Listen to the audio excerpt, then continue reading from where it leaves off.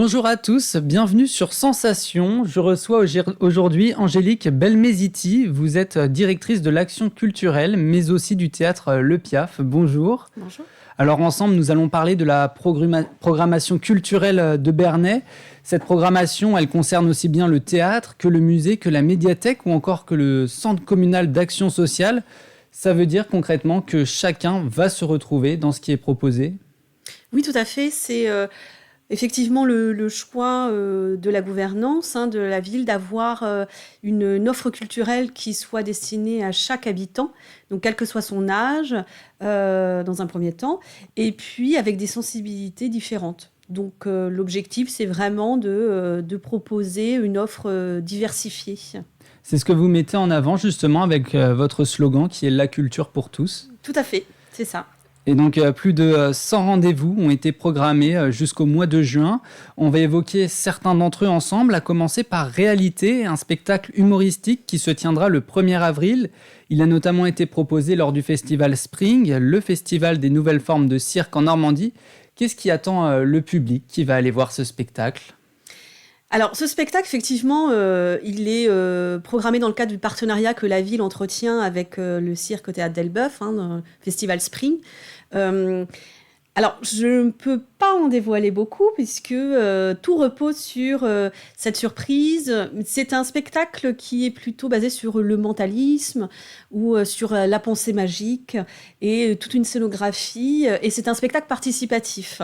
Donc j'encourage le public à aller découvrir ce spectacle et à s'immerger dans cette atmosphère assez particulière qui va nous être offerte le 1er avril. Donc vous en avez eu des échos déjà de ce spectacle ? Oui, tout à fait. Dans le cadre de ce festival, puisque ce festival, c'est avant tout un partenariat de professionnels autour des arts du cirque notamment. Donc, c'est dans ce cadre-là qui nous a été proposé et recommandé. Et dans le même genre de spectacle humoristique, vous allez accueillir également la pièce « Pourquoi les poules préfèrent être élevées en batterie ». Est-ce que vous pouvez nous en parler ? À ce qui paraît, c'est très drôle et très instructif. Oui, tout à fait. Donc c'est un de mes coups de cœur effectivement de cette saison. C'est une conférence humoristique qui aborde aussi toutes les problématiques que l'on peut voir aborder, se sentir aussi proche sur l'alimentation, sur le local. Donc ça amène une réflexion sur notre consommation, mais de manière décalée et assez drôle. Et de manière plus générale, lorsque vous organisez un spectacle, quel est le processus ? Est-ce que c'est plutôt vous qui allez les chercher ou eux qui viennent à vous pour leur proposer leur service ? Eh bien, ça peut être les deux. Il y a une partie effectivement où je réponds à des invitations. Beaucoup de compagnies, effectivement, on est très sollicités pour aller découvrir le travail des compagnies. Donc il y a une part effectivement de repérage qui peut être fait sur invitation de ces compagnies. Une autre part de manière spontanée parce qu'on a repéré sur un festival ou sur une autre programmation de collègues sur d'autres territoires des choses qui nous interpellent. Donc c'est un mélange de tout ça. Et puis on peut être aussi amené à être invité à découvrir un travail qui est à l'étape de construction. C'est pas forcément des spectacles terminés, mais ça permet aussi de se projeter sur une saison à venir, puisqu'on programme déjà la saison prochaine maintenant. Donc c'est aussi suivre le travail des compagnies, c'est important aussi pour pouvoir le programmer pour les habitants.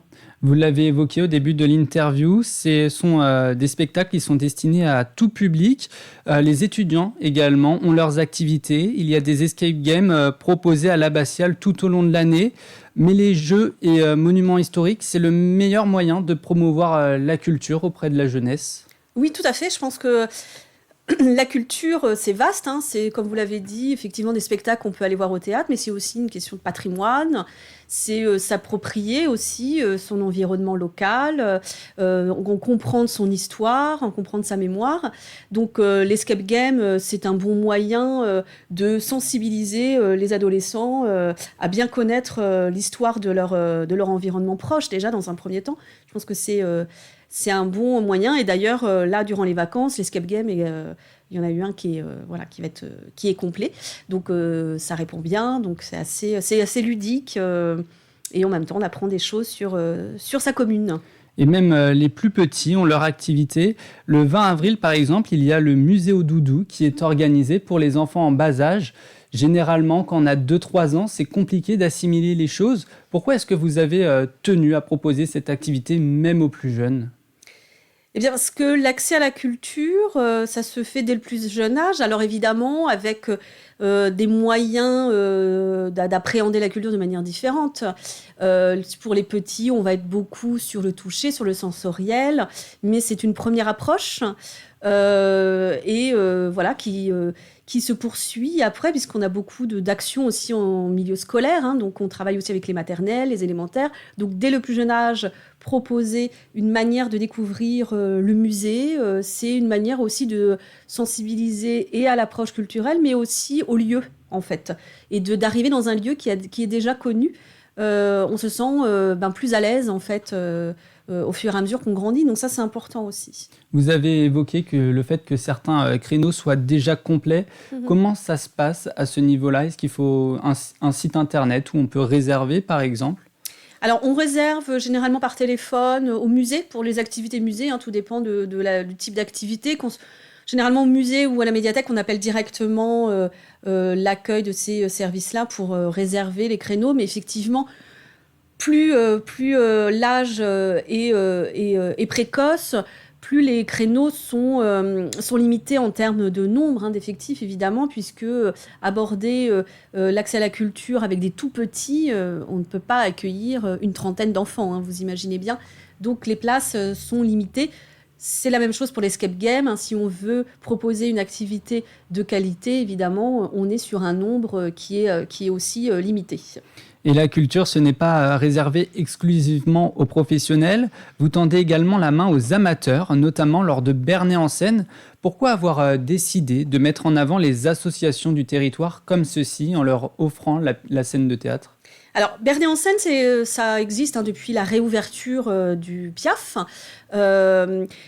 Donc, on poursuit cette aventure parce que la culture, quand on dit la culture pour tous, c'est aussi les différentes manières d'appréhender la culture. Et la pratique amateur est tout aussi importante que la pratique professionnelle. Donc, c'est aussi une façon de mettre en avant cette initiation à la pratique artistique qui est faite par les amateurs. Donc ça, c'est important parce qu'elle vient en résonance à la proposition professionnelle, l'offre culturelle professionnelle que l'on peut proposer. Et puis surtout, nous, ce qu'on souhaite, c'est aussi l'ancrage local. C'est très important pour nous de travailler l'offre culturelle avec les acteurs locaux. Donc, on travaille beaucoup, notamment avec des compagnies locales, parce qu'on en a quand même quelques-unes. Mais les amateurs sont aussi une force vive et une source de compétences et de créativité et qui sont pour nous aussi tout aussi importantes à mettre en lumière. De grandes expositions vont également avoir lieu durant cette première partie de l'année. Il y aura celle sur Harold Herrmann, un photographe parisien qui débutera le 24 juin et qui se tiendra jusqu'au 17 septembre. Qu'est-ce qu'on pourra retrouver lors de cette exposition ? Alors, ce qu'on pourra retrouver dans cette exposition, qui est sur 2 lieux, finalement, les photos monumentales qui seront installées au sein de l'abbatiale, avec l'original photo qui sera installée en exposition au sein du musée. Donc, qui permet de mettre ces 2 expositions en perspective. Donc, c'est un univers complètement décalé.